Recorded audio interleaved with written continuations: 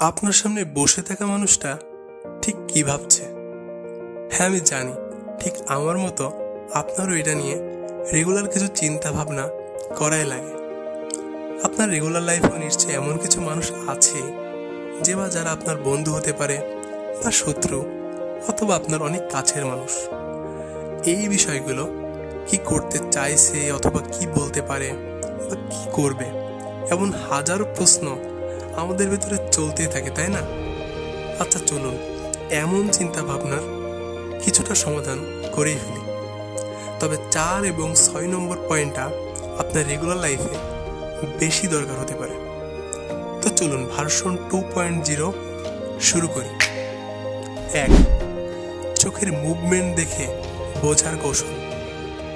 একটি মানুষ সাধারণত যখন বাম দিকে তাকায় তখন সে তার অতীতের কথা চিন্তা করছে বা সেই মানুষটা তার অতীতের স্মৃতি মনে করছে।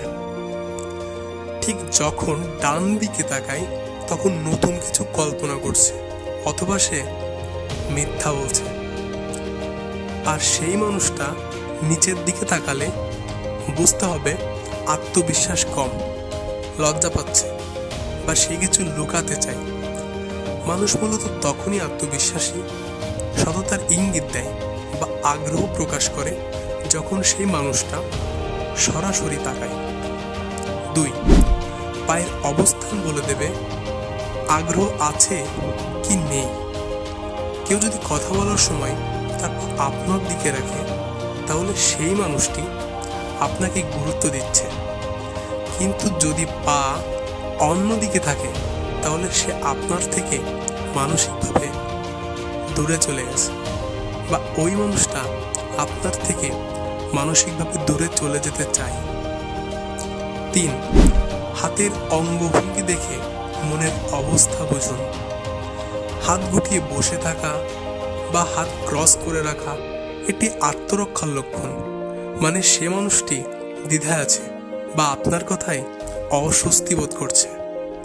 বারবার মুখে হাত দেওয়া, কেউ যদি কথা বলার সময় ঠোঁট বা মুখে হাত দেয় তাহলে সে নিশ্চয়ই কিছু লুকাচ্ছে। 4. হাসি সত্যি নাকি মিথ্যা বুঝবেন কিভাবে? সত্যিকারের হাসিতে কিন্তু মানুষের চোখের কোণে ভাঁজ পড়ে। কেউ যদি শুধু ঠোঁট টেনে হাসে কিন্তু চোখে পরিবর্তন না আসে তাহলে সেটা মিথ্যা অথবা মেকি হাসি। 5. শরীরের ঝুঁকে তাকা দেখে বোঝার কৌশল। যদি কেউ আপনার দিকে হালকা ঝুঁকে আসে তাহলে সে আগ্রহী এবং সেই মানুষটা মনোযোগ দিয়ে আপনার কথাগুলো শুনতে চায়। কিন্তু যদি মানুষটি পেছনে হেলে বসে থাকে তাহলে সে হয়তো বিরক্ত অথবা অন্যমনস্ক। 6. কথা বলার গতি দেখে মনের অবস্থা বুঝুন। মানুষ যখন দ্রুত কথা বলে তখন সেই মানুষটা মূলত নার্ভাস, উত্তেজিত বা মিথ্যা বলার চেষ্টা করছে।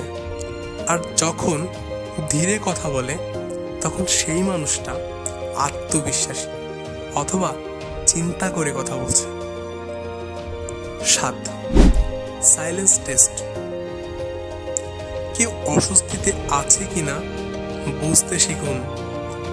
যখন কথা বলা বন্ধ করে আপনি কিছুক্ষণ চুপ থাকবেন, দেখবেন সেই মানুষটা বা সেই মানুষগুলো কিভাবে প্রতিক্রিয়া দেখায়।